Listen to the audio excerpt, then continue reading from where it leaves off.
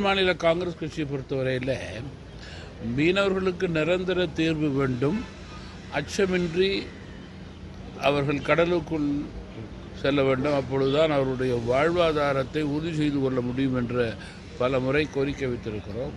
மத்திய மாநில அரசுகள் இணைந்து பேசி முடிவுகள் எடுக்க வேண்டும். குறிப்பாக இலங்கை அரசுக்கு நம்முடைய வெளியுறவுத்துறையின் மூலம் அழுத்தம் கொடுக்க வேண்டும் என்று நான் கேட்டுக்கொள்ள விரும்புகிறேன். இலங்கையினுடைய கடற்படை கண்மூடித்தனமாக நடந்து கொள்கிறது. அதனை கண்டிக்கும் வகையிலே இந்திய செயல்பாடுகள் இருக்க வேண்டும். இலங்கை அரசும் உண்மை நிலைக்கு ஏற்றவாறு அவர்களுக்கு கோட்பாடுகள் கொடுக்க வேண்டும். அப்பொழுதுதான் இதுபோல் கண்மூடித்தனமான செயல்பாடுகளிலே அவர்கள் ஈடுபட மாட்டார்கள்.